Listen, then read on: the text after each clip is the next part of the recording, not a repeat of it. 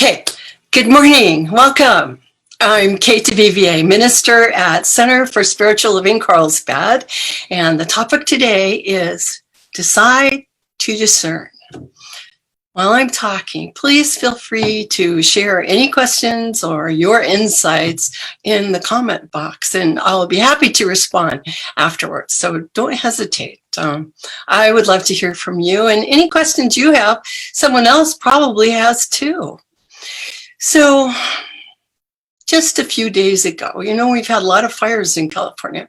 And just a few days ago, as the Valley Fire was burning near Alpine, there was a 3-year-old boy who lives in Lemon Grove who asked his mother, why was the sky so gray? And what is this ash, that's falling out of the sky? We don't have that here in Carlsbad, luckily, but they had it there. His mother explained what about the fire to him. And so her son, Nicholas, asked her if anyone was hurt. His mother said, no one was hurt, but some people lost their houses. So Nicholas said he wanted to do something to help them find their houses again. Isn't that sweet? He, didn't understand. He was only 3, but he did set up a lemonade stand and he had a goal of raising $7. And last I heard, the family has already raised $700 to help for the fire victims. That's a great story. And Nicholas is a little boy, so he didn't actually understand what it means to lose a home. But I wanted to tell the story because it illustrates that there is something innate in us all, something built in. We have this built-in desire and ability to gather information, to think it through, and to desire to take action. As adults, we all understand how tragic fire can really be. If you've been near a big fire, it's scary, even if it passes you by. It's traumatic.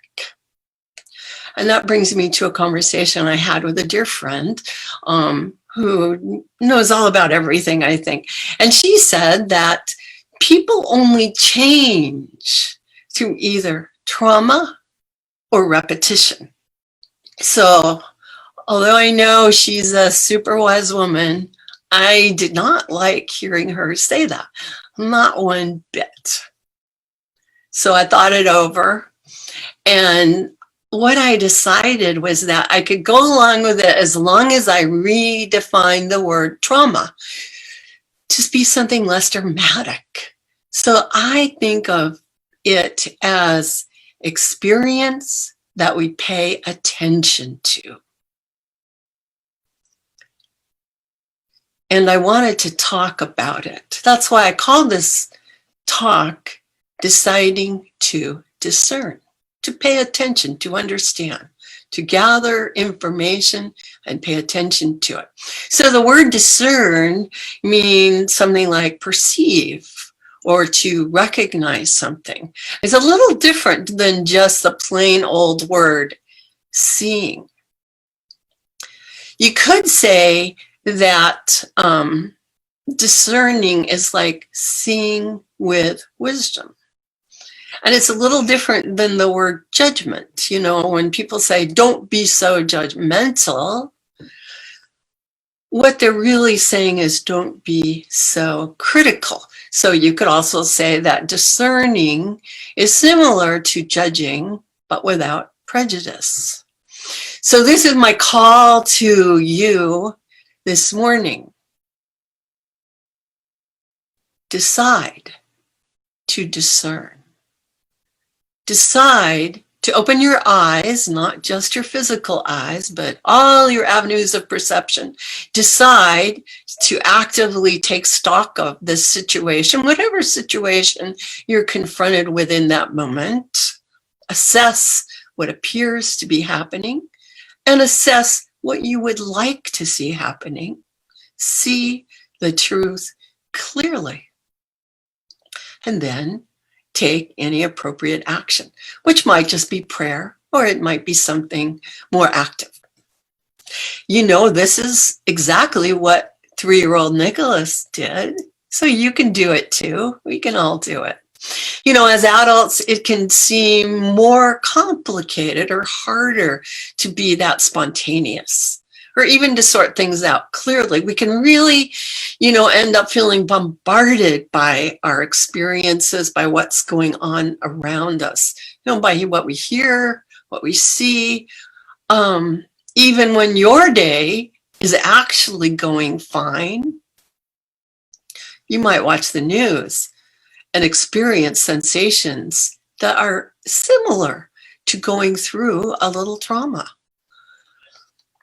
So I believe that the way change happens is when we decide to change, and that the decision to be changed can be triggered by paying attention to some experiences and by making new decisions. We don't have to let everything get out of hand to the point where it's really traumatic. You know, we can pay attention earlier. So sometimes when I'm trying to remember something, it just feels like my brain is an overfull, messy file cabinet. You know, I know that what I'm trying to think of is there. It's just mixed in with every book I've ever read, every newscast I've ever seen, every movie or show I've ever watched, every conversation, every experience, every trip, everything anyone has ever said to me. So people like to call this the senior moment. But I don't think that's really accurate at all. Because here's the thing. There's only one thing. The thing itself. Spirit or God. And nothing is ever lost in spirit. So, since the mind I use is the very same one mind, the only mind there is, something may not seem accessible to me, but it's never lost. Our thoughts and memories are not dependent on physicality. They are ideas, therefore they exist eternally and they remain available to us. So for most of us, it may take some effort and seem difficult to tap into this one mind in a deep way. But it is actually quite possible to calm our minds enough that we can begin to tap into the one mind in a very effective way. We can all go deeply enough to see more clearly. We can all go deeply enough to hear our still small voice, to let our inner light shine forth enough to illuminate the truth for us. What truth? I want to start with the idea that we actually do have a shared truth. All the great mystics have told us about this, and they have laid out a path for us to follow. They have given us some guideposts, some rules, some methods to test whether or not we are on track so that we can go a little farther along the way, go a little deeper. We may not get to where they made it, but we can move deeper along our journey. So we have the golden rule: do unto others as you would have them do unto you, said Jesus. We have the use of gratitude. If you only say one prayer, let it be thank you, said Meister Eckhart. And allow faith to work through us. Our founder, Ernest Holmes, said, there is a power for good in the universe. greater than you are, and you can use it. Holmes and many others tell us that the master key to life is actually prayer. By prayer, I'm not talking about begging an outside force or an outside being to please decide that we are worthy enough to have our prayer answered. Like Jesus. In Science of Mind, we believe that it is your faith that makes it so, that the answer to the prayer is the prayer. When we talk about prayer, we're talking about reaching a point of gratefully knowing the truth about any situation. And this then opens a pathway through our acceptance, which allows our experience to manifest these truths in accordance with natural laws, of course. Last week, Reverend Lori gave a great talk called Expanding Prosperity Consciousness. And she explained really well how to use affirmative prayer. And so I really want to recommend to you that you watch her video if you missed it. It's very helpful. I found it inspiring. But for now, I want to keep focusing on discerning, on choosing to see. One of the goals of Science of Mind is to awaken humanity to its spiritual magnificence, because the truth is that you are enough. There is enough, and you can experience having enough. Enough good, enough health, happiness, love, success, whatever. Now, I'm not talking about greed or waste. I'm talking about a truer definition of prosperity as freedom. Freedom to be, freedom to think, and freedom to do. We are all born as free children of spirit in our minds. We all have freedom of thought. This is already the truth about us, but for so many reasons, it can seem slippery and elusive. It even seems like we're often creating our own limitations, right? This Monday, next Monday on September 28th, Reverend Ron is going to start hosting an online class called Prosperity Plus. And it has a focus on money because money is easy to measure, but prosperity is about so much more than money. If you'd like to know more about the class, just leave a comment and Reverend Ron will get back to you with information. Because prosperity is really the freedom to decide and to do. But the fact is that a lot of people aren't really clear about what to decide. We humans are so smart. But we're also busy and we're easily distracted. We get sidetracked or we get overwhelmed by events or sometimes just by our own busy minds. We call it monkey mind, by the chatter of our minds. So if I go to a restaurant with a few people, it's easy for me to look at the menu and to decide what to order. But the truth is, if I'm with a lot of people and they're all talking excitedly, I get a little overwhelmed and I'll often just order what someone before me said they were having. It's not a big deal. But it's good to be aware of when you are just going along to get along, and it's not always a bad thing. But sometimes it can be. Sometimes you need to know what it is you desire and pay attention to that. You know, groups are great. We all need to connect with other people and experience community. But we do need to be wary of giving away our power when it matters. I love traveling with my husband. He's curious and practical. He has a great sense of direction, which I lack. Plus, addresses driving, and we have a lot of the same ideas about what is interesting. So one time, about 15 years ago, we signed up to take a service club trip with a group that was people, we didn't know them, people from all over the United States, a small group, to do polio vaccinations in the country of Niger in Africa. This picture I have is the scene of the river near the capital city of Niamey, and I wanted to bring it out. It was really beautiful. We had a nice time there.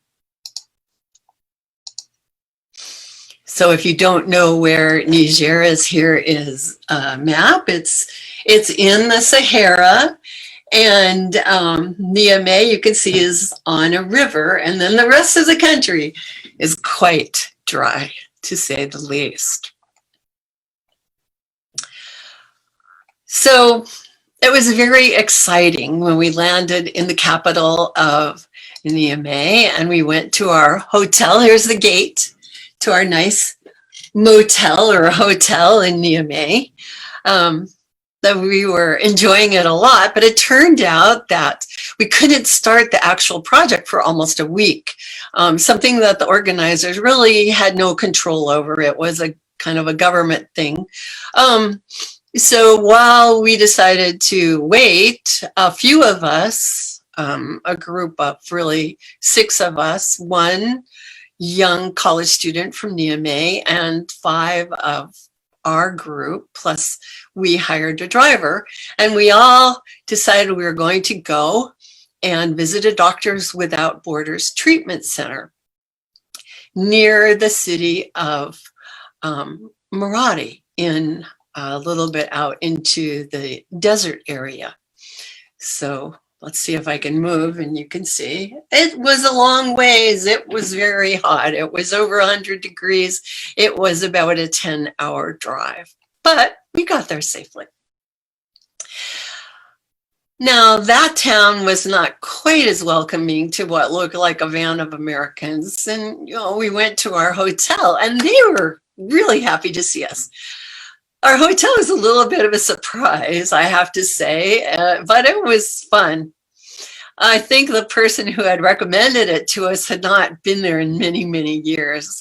The staff seemed as surprised as we were to see us, but they were really happy to have customers and sent workers running to our rooms to clean them up. So we waited a few minutes, and then when we were made it to our room, we were a little surprised. It was still very sandy. It looked like they had just had a dust storm the day before. The floor had a layer of sand, although obviously they had tried to sweep it. There was even more sand outside. The toilet didn't have a seat, but there was a toilet. There were holes in the screens, but we had a mosquito net, and the towels were clean, but they smelled a lot like the local soap made straight out of lanolin. It smelled like a sheep farm. But we thought it was a great adventure, and we enjoyed eating dinner at the hotel's restaurant, even though they barely had enough food on hand to feed us. So they asked if we would be there for dinner the next night, and we said yes. So they wanted to order more food, of course. So we told them, yes, please do that. So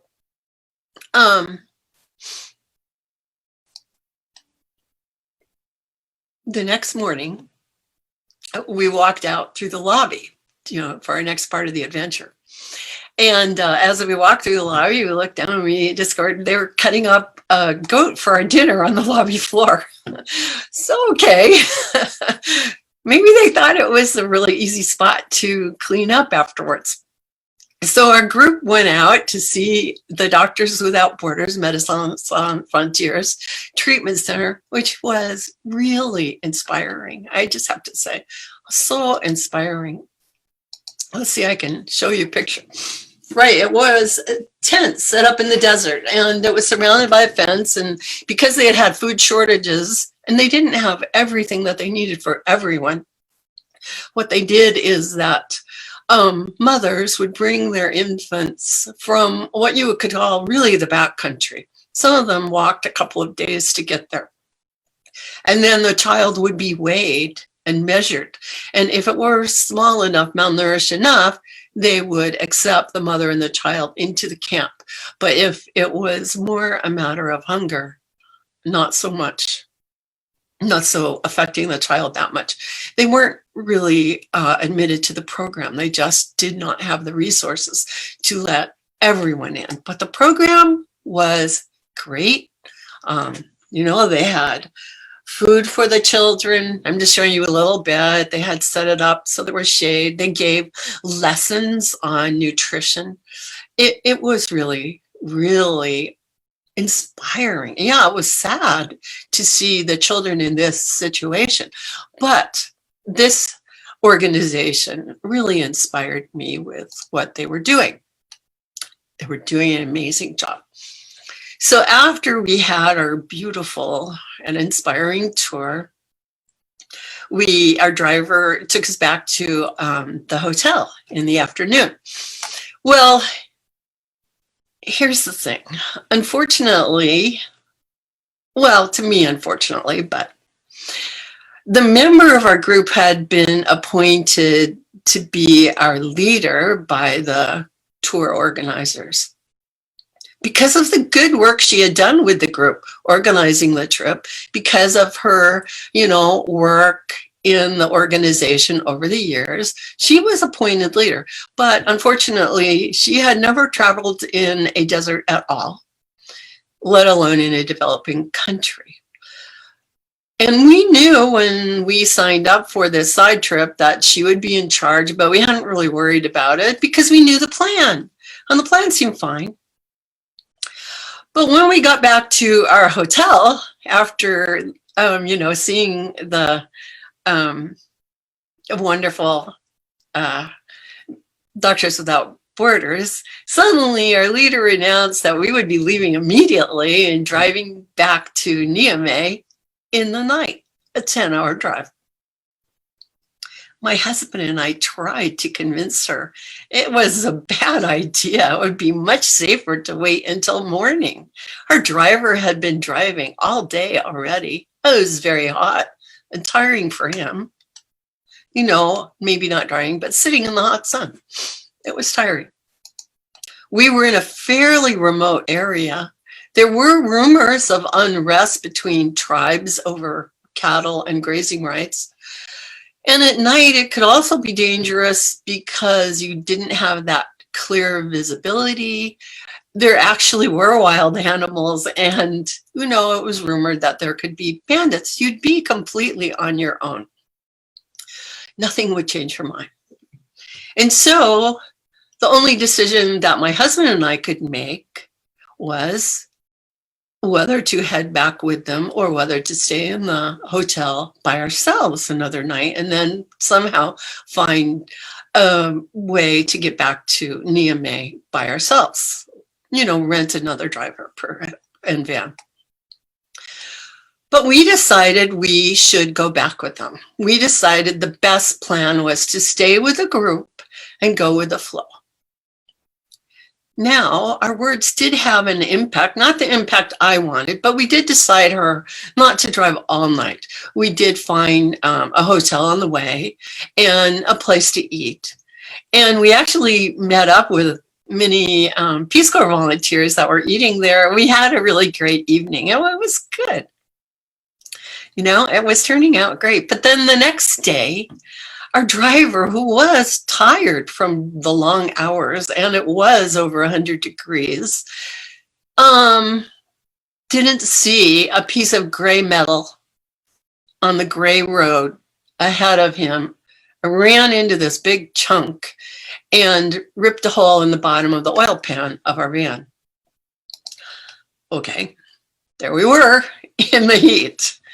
Well, there weren't many cars on the road, but someone came by and offered a ride, but they didn't have room for everyone. So our leader took our interpreter, a young, wonderful college student who had been helping us on this side trip, and she took an older woman who was in the group, leaving 3 of us and the driver behind. And she said she would send help. So think she didn't realize how urgent it was, because we waited a long time in the heat. And while we waited, we had a kind of suspicious carload of people stop by and interrogate us, basically what we were doing and did we have money. And it was a little disconcerting, but they left. When we waited longer, we saw a truckload of Army soldiers going by, and later we found out that they had been on their way to a skirmish between a cattle tribe and some farmers. But we waited and waited, and finally it got late enough that our driver became worried, and he got some children, some local children, to push our broken van into a village. It wasn't that far away. You know, you think you're way out in the middle of nowhere, but you're really not. And the local villagers were very nice and friendly, but we knew, and they knew, that we shouldn't be out by ourselves with a broken vehicle all night long. And we were worried this might be the case because no one had come back for us, and we didn't know why. You know, this was the days before cell phones, especially in the Sahara. So the good news is eventually they sent a taxi for us, of all the things. And we finally got a ride back to Niamey, where we continued our absolutely fabulous trip. And we had a very productive vaccination campaign. So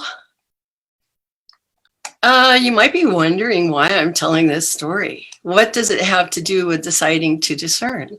Well, to begin with, my husband and I didn't really pay attention to the fact that we had trusted other people to choose our leadership on this side trip, in the heat, in the desert.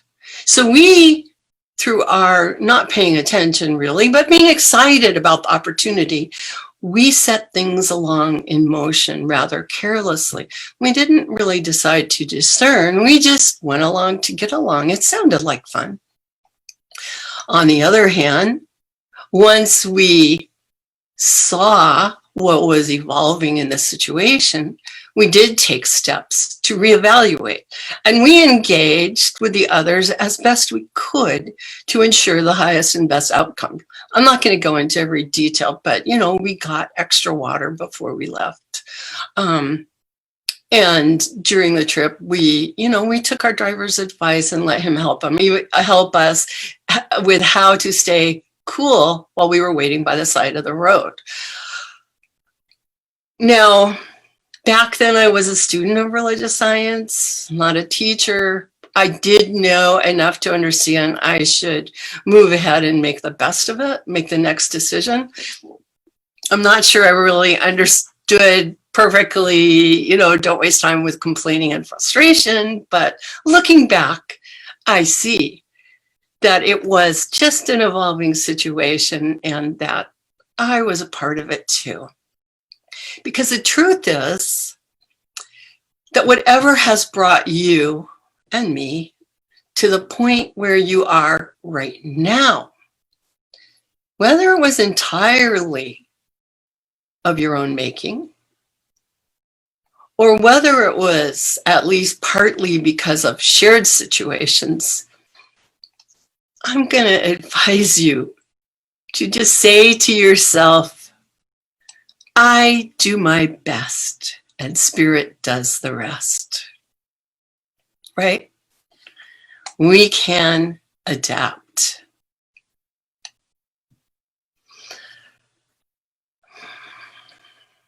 Recently we lost a beautiful woman who really acted in the world as a light of good, as a discerner and a decider. I'm talking about Supreme Court Justice Ruth Bader Ginsburg.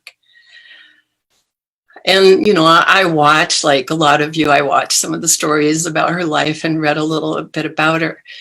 about her. And one of the things that really struck me was that in talking about her own struggles and her own setbacks, she said this. She said, so often in life, things that you regard as an impediment turn out to be great, good fortune. That's the truth, isn't it? But sometimes it takes a while to realize it for most of us. So I was frustrated by some of the decisions that were made on that trip in DuVivier. But I had a wonderful, wonderful time there. You know, here's one of the beautiful families that we vaccinated the children for polio in this family. And, you know, it's a close-up. You can't entirely see. But basically, it is a typical hut.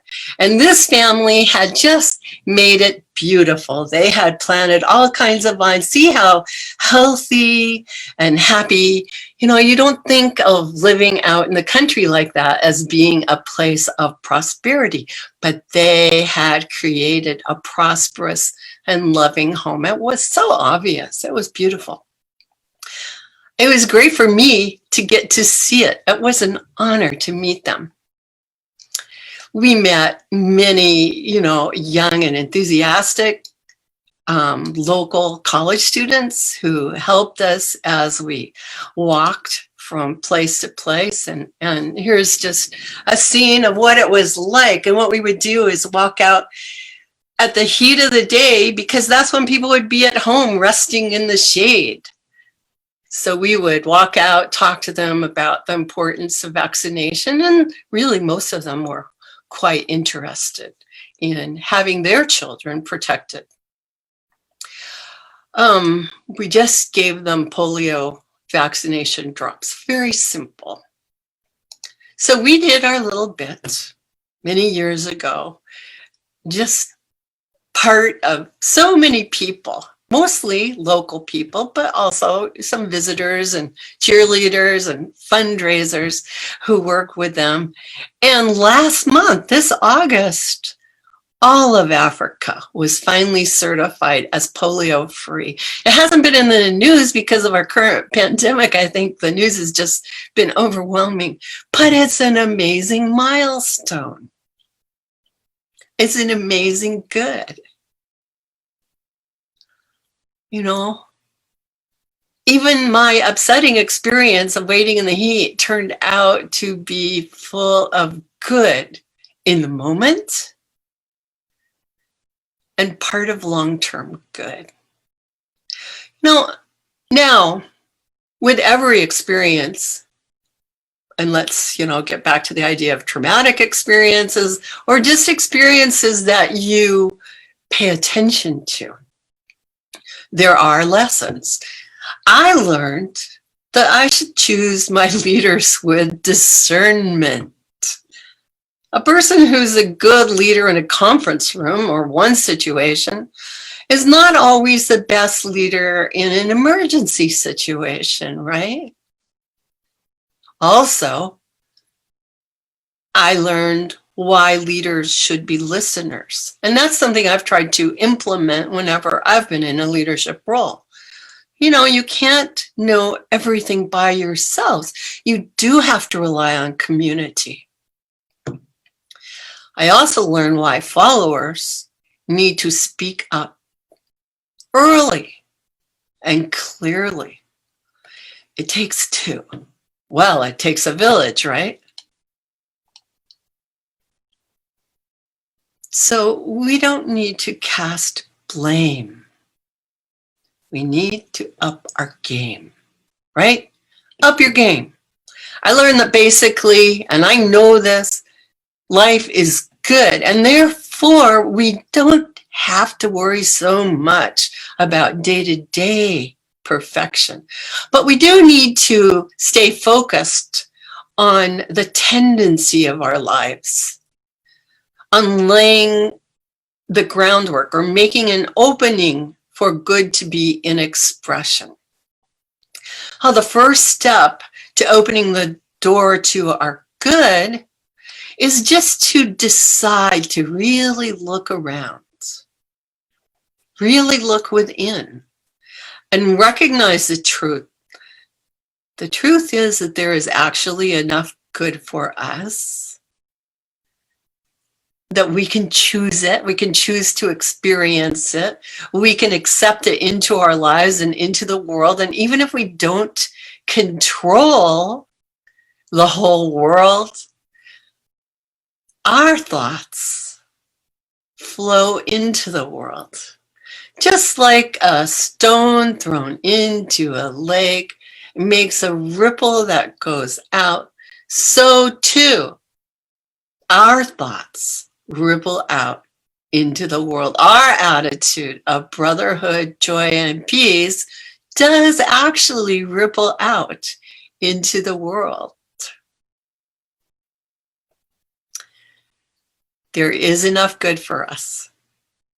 We can choose it, we can accept it into our lives and into the world, and together we can move forward in this process of awakening to our spiritual magnificence and creating a world that works for all. Yeah, all. Let's see, move this way, and you can see part of the all, our planet. You know, even though we're socially distant, I want to remind you, you're not alone.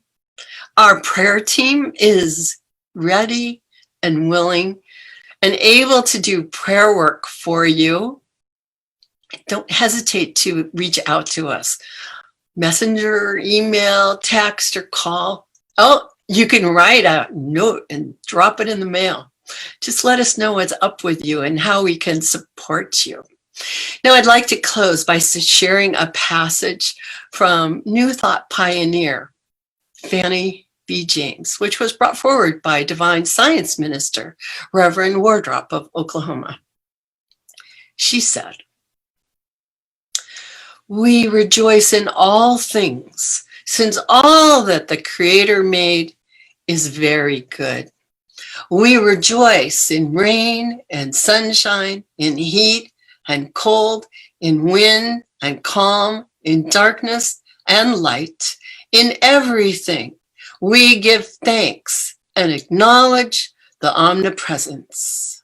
So today's affirmation is this: today I let divine joy flow to me and out to others.